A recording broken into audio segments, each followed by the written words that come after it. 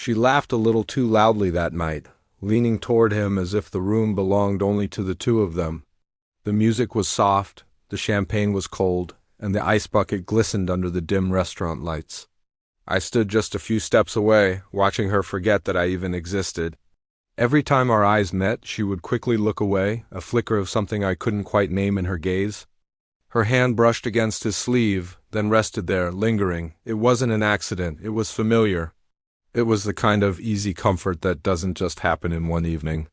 I didn't interrupt, I didn't cause a scene or ask any questions. I just stayed still long enough to understand that what I was seeing wasn't a misunderstanding, it was a choice. Her choice. With a slow, deliberate movement, I slipped my wedding band off my finger. It felt heavier than it ever had before, a strange weight in my palm. I placed it gently on the ice beside her champagne glass, the gold looking dull against the frost. For just a second, she froze. I watched her smile collapse in what felt like slow motion. Then, without a word, I turned and walked out. The night air hit my face, sharp and honest. It was a stark contrast to the stifling atmosphere inside. My phone buzzed in my pocket before I even reached the car. I ignored it. Some conversations just don't deserve an immediate answer. 10 minutes later, another message came through, this time from a number I didn't recognize. It was his wife. Her message was short and devastating. She said she was sorry, she said she had proof. And then she sent it.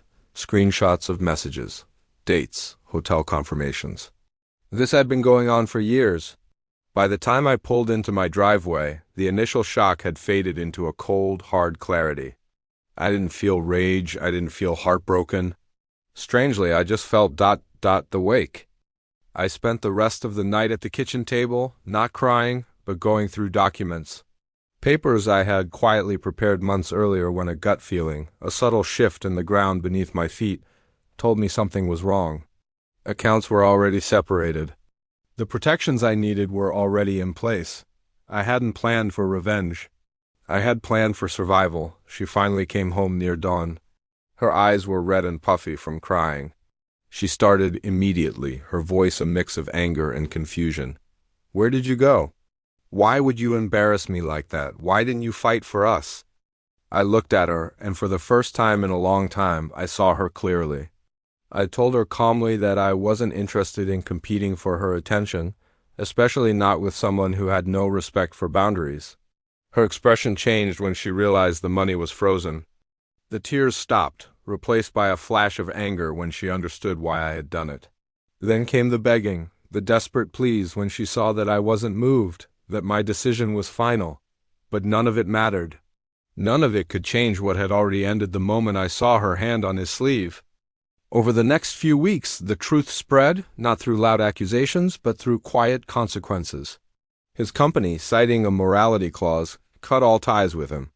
Her own workplace opened an internal investigation into her conduct.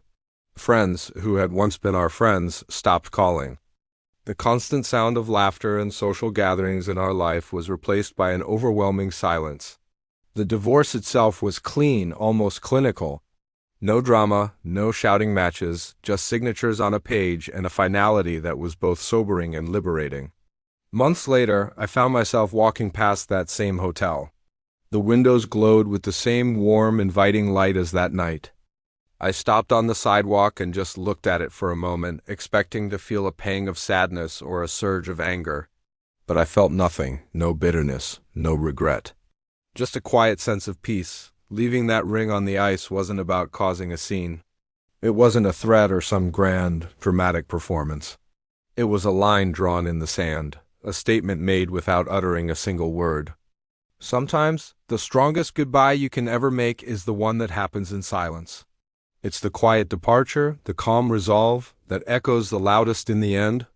Thanks for watching.